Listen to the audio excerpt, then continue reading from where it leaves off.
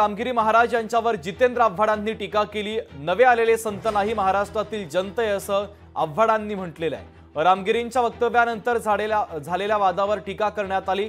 रामगिरींवर टीका करताना आव्हाडांचा तोल ढळल्याचं पाहायला मिळतंय।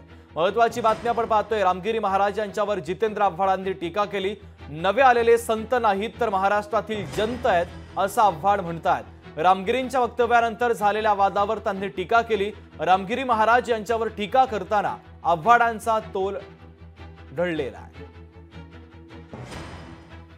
सत्ताधारी म्हणजे हिंदू नव्हे, आम्हीही हिंदूच आहोत। आमचे नेतेही हिंदूच आहेत। आमच्या पक्षातले 90% कार्यकर्तेही हिंदूच आहेत। हिंदूंचं सर्टिफिकेट आम्हाला कोणाकडनं घेण्याची गरज नाही, पण आम्ही संत परंपरेतले हिंदू आहोत। या देशामध्ये चातुर्वर्ण होतं, या देशामध्ये शैक्षणिक पद्धतीमध्ये एकाच समाजाची पकड होती।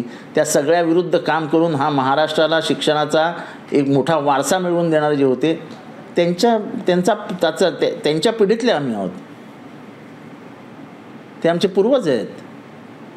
त्यांची जी शिकवण आहे तीच महाराष्ट्राला योग्य आहे। हे नवीन जे काय आलेले संत, ते संत नाही, ते महाराष्ट्राला लागलेली जनता आहेत। लोकशाही मराठी ऐका, पहा, जागरूक रहा।